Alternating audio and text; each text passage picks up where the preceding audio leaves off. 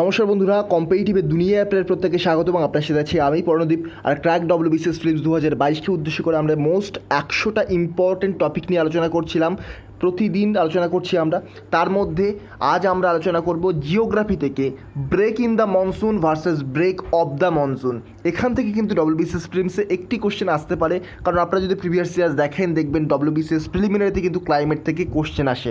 তো এটাও ক্লাইমেটের খুবই গুরুত্বপূর্ণ একটা টপিক। আপনাদের মধ্যে অনেকেই হয়তো ভাবছেন ব্রেক ইন দ্য মনসুন এবং break of the monsoon term দুটো একই রকম লাগছে, কিন্তু এই যে শুধুমাত্র ইন আর অফের পার্থক্যের কারণে কিন্তু ব্রেক ইন দ্য মনসুন এবং ব্রেক অফ দ্য মনসুন দুটোর একটা বিরাট পার্থক্য এসে যায় এবং এখান থেকে কিন্তু পরীক্ষায় কোশ্চেন আসে, কারণ স্টুডেন্টরা এটা কনফিউজ হয়ে পড়ে। তো সেই জন্য কিন্তু এখান থেকে একটা কোশ্চেনের জায়গা তৈরি হয়ে যায়। তো যাতে পরবর্তীকালে আর কোনো রকম কনফিউশন না থাকে, ভিডিওটা প্রথম থেকে শেষ পর্যন্ত দেখুন। তার পূর্বে ছোট্ট করে একটু প্রমোশন করে নিই চ্যানেলের। আপনারা যারা যারা প্রমোশন দেখতে ইচ্ছুক নন তারা স্কিপ করে যেতে পারেন। তো WBCS Prelims 2022-এর কারেন্ট অ্যাফেয়ার্সের ক্যাপসুল আছে, দাম মাত্র 50 টাকা। এর মধ্যে কী কী ইনক্লুডেড আছে দেখে নিন। জানুয়ারি 2021 থেকে ফেব্রুয়ারি 2022-এর কারেন্ট অ্যাফেয়ার্স রয়েছে। আপডেটেড ইউনিয়ন বাজেট এবং ইকোনমিক সার্ভের মধ্যে ইনক্লুডেড রয়েছে। গভর্নর, সিএম এবং মিনিস্টারদের লিস্টের মধ্যে আছে। WBCS জন্য স্পেশাল যে কারেন্ট অ্যাফেয়ার্সের ক্যাপসুল সেটাও কিন্তু এর মধ্যে ইনক্লুডেড আছে। লিঙ্ক ডেসক্রিপশন বক্সের একেবারে প্রথমেই দেওয়া থাকবে। আর WBCS Prelims 2022-এর জন্য কমপ্লিট যে course, physics, chemistry, biology, math, GI, ইংলিশের vocabulary, polity, economy, history, geography, প্রত্যেকটা সাবজেক্ট ওয়াইজ কমপ্লিট যে কোর্স, ক্রাশ কোর্স, সেটা যদি আপনারা কিনতে চান এই লিঙ্কে ক্লিক করবেন। এটাও ডেসক্রিপশন বক্সে দেওয়া রয়েছে। এই লিঙ্কে ক্লিক করে গুগল ফর্মে চলে যান। গুগল ফর্মে দেওয়া পেমেন্ট আইডি থেকে UPI ID, bank details, QR কোডে যে কোনো একটাতে পেমেন্ট করে স্ক্রিনশট নিয়ে নিন। আর তারপরে গুগল ফর্মে নিজের নাম, ইমেল আইডি, পেমেন্ট প্রুফ দিয়ে সাবমিট করুন। 4 থেকে 6 ঘন্টার মধ্যে আপনার কাছে কিন্তু কোর্সের লিঙ্ক চলে যাবে। প্রাইস কত? 500 টাকা প্রাইস। এবং এর মধ্যে কিন্তু কমপ্লিট WBCS Prelims 2022-এর জন্য যে কন্টেন্টগুলো দরকার সেগুলো কিন্তু এর মধ্যে দেওয়া হচ্ছে। তো অবশ্যই গিয়ে কিনে নিন, দেরি করবেন না। যত দেরি করবেন তত কিন্তু রিভিশনের জন্য টাইম কম পাবেন। তো এর মধ্যেই কিন্তু সব কিছু কভার হয়ে যাবে। এবারে চলুন আমরা ডিটেলসে শুরু করব। তো break in the monsoon versus break of the monsoon, বা এটাকে আমরা বাংলায় টার্ম করছি। দেখুন, ব্রাস্ট অফ দ্য মনসুন বা ব্রেক অফ দ্য মনসুন, এখান থেকে আপনাদের অনেকটা ক্লিয়ার হয়ে গেল।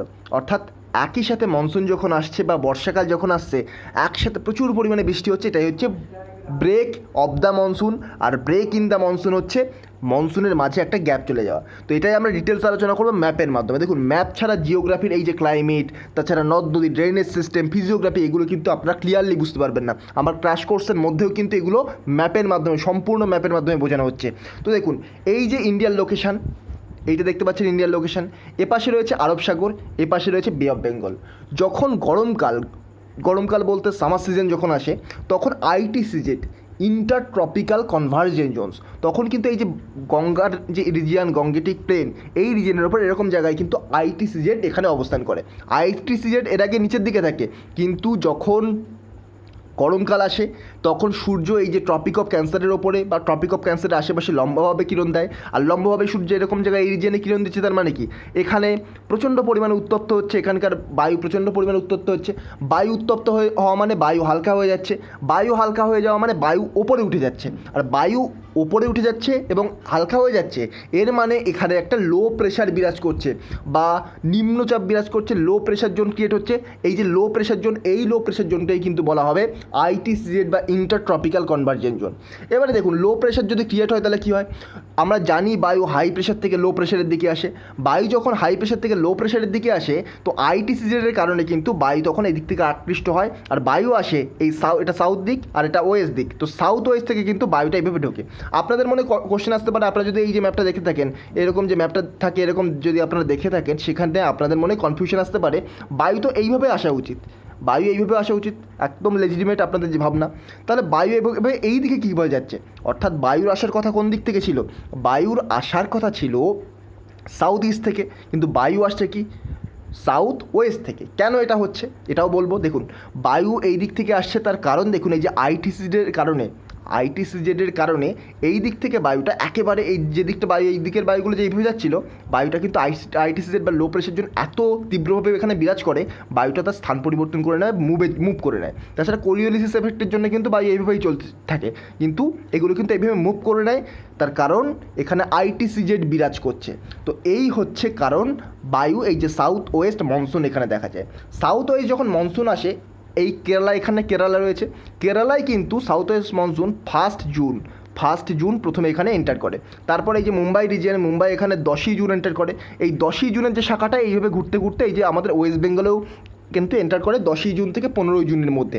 তাহলে কেরালার এই যে 10ই জুন ঢুকে যাচ্ছে, তারপর এই বায়ু যখন ঢুকছে, তারপর এই যে নর্থ ইস্ট কোনটা, নর্থ ইস্টে এই যে রিজিয়নটা, এই যে নর্থ ইস্ট রিজিয়নটা, এটা নর্দার্ন রিজিয়ন। তো এই যে নর্দার্ন রিজিয়ন এবং নর্থ ওয়েস্টের যে রিজিয়নটা, এই নর্থ ওয়েস্ট এবং এই যে নর্দার্ন রিজিয়ন, এখানে দীর্ঘ সময়ের পর দেখবেন একটা ব্রেক দেখা যায়।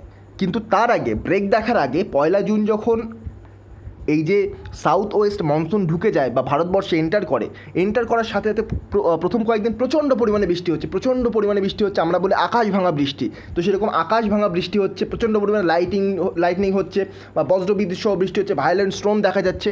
তো এই যে এই কন্ডিশানকে বলবো আমরা ব্রাস্ট অফ দ্য মনসুন, বা বলছে দেখুন, the rain in the south west monsoon season begins rather abruptly on result of the first rain it brings down the temperature substantially and the sudden onset of the moisture-laden winds associated with the violent thunder and lightning। তো প্রচণ্ড পরিমাণে এখানে বজ্রবিদ্যুৎ সহ বৃষ্টি হয়। যখন monsoon ঢোকে তখন কিন্তু প্রচণ্ড পরিমাণে বজ্রবিদ্যুৎ সহ বৃষ্টি হয়, টেম্পারেচার সাডেনলি ডাউনে চলে যায় বা হঠাৎ করে কমে যায় টেম্পারেচার। তো এটাকেই কিন্তু বলা হচ্ছে ব্রেক অফ দ্য মনসুন বা ব্রাস্ট অফ দ্য মনসুন। তো এটা কিন্তু আবার রিপিট করছি, ব্রেক অফ দ্য মনসুন বললাম। আর ব্রেক ইন দ্য মনসুন হচ্ছে কি, দেখুন এখানে আইটিসিজেড তো এখানে দেখতে পেলেন এই রিজিয়নে থাকে, 20 থেকে 25 ডিগ্রির মধ্যে গরমকালে মুভ করে। এবার গরমকালে যখন একেবারে শেষের দিক বা মনসুনের যখন মাঝামাঝি সময়ে, তখন দেখবেন এই যে আইটিসিজেড এখানে রয়েছে, এখান থেকে একটু নিচের দিকে নেমে যাবে, আবার কিছুদিন পরে আবার একটু ওপরের দিকে নেমে যাবে। এরকম আইটিসিজেড কিন্তু অসিলেট করে। আইটিসিজেড শুধুমাত্র যে অসিলেট করে তাই নয়, তার কারণ হচ্ছে কি, সূর্যের রশ্মির যে প্রভাব সেটা এই রিজনটায় অসিলেট করছে, সেই জন্যই আইটিসিজেড অসিলেট করছে। আইটিসিজেড এখানে অসিলেট করছে। তাছাড়া নির্দিষ্ট পরিমাণে যে রেন বেয়ারিং ওয়াইন, অর্থাৎ যে বায়ুতে জলীয় বাষ্প আছে সেই বায়ুর পরিমাণ কমে যাওয়া, এই সমস্ত কারণে মনসুন হতে হঠাৎ একটা নির্দিষ্ট সময় কিন্তু মনসুন বন্ধ হয়ে যায়। আবার 1 থেকে 2 সপ্তাহ পরে মনসুন আবার শুরু হয়। অর্থাৎ দুটো মনসুনের মাঝখানে 1 থেকে 2 সপ্তাহ বা 3 থেকে 4 সপ্তাহ সময় কিন্তু কোনো রকম বৃষ্টিপাত হয় না। তো এই যে ব্রেকটা দেখা যায়, যে গ্যাপটা দেখা যায়, এটাকেই কিন্তু বলা হয় ব্রেক ইন দ্য মনসুন। আর এই সমস্ত লেকচার কিন্তু আমরা শুধুমাত্র এখানে আমি জাস্ট ওভারঅল একটা আইডিয়া দিয়ে দিলাম, সমগ্র ইন্ডিয়ান ম্যাপ, সমগ্র ওয়ার্ল্ডের ম্যাপের মাধ্যমে কিন্তু সম্পূর্ণ এই যে বায়ুটা কীভাবে মুভ করছে, এই বায়ুটা কেন এই দিকে যাচ্ছে, এগুলো কিন্তু ডিটেলসে আলোচনা করা হচ্ছে কোর্সে। তো আপনারা ওখান থেকে ক্লিয়ার করে নিতে পারেন। এখানে আমি জাস্ট ওভারঅল আইডিয়া দিয়ে দিলাম, ব্রেক বা ব্রাস্ট অফ দ্য মনসুন কি, ব্রেক ইন দ্য মনসুন কি। এখান থেকে যদি WBCS প্রিলিমসের কোশ্চেন আসে, এখান থেকে আপনি অ্যান্সার করতে পারবেন। ওভারঅল আইডিয়া আপনাদের দিয়ে দিলাম, কিন্তু এই সমস্ত যে ডিটেলসে মেন্সের পার্সপেক্টিভ থেকে হলেও কিছুটা, তো ডিটেলসে কিন্তু আপনারা যদি জানতে চান অবশ্যই কোর্সে এন্টার করুন। এই যে প্রসেস আপনারা এখান থেকে দেখে কিন্তু লিঙ্কের ডেসক্রিপশন বক্সে লিঙ্ক দেওয়া রয়েছে, এখান থেকে গিয়ে কিন্তু আপনারা কিনে নিতে পারেন। তো এই ছিল আজকের ভিডিও। যদি ভিডিওটা ভালো লেগে থাকে, এই ধরনের ভিডিও আরও পাওয়ার জন্য চ্যানেলটিকে সাবস্ক্রাইব করুন, পাশে থাকা বেল আইকনটিকেও প্রেস করতে ভুলবেন না। আজকের মতো গুড বাই, পরবর্তী ভিডিওতে আপনার সাথে আবার দেখা হবে। Thank you.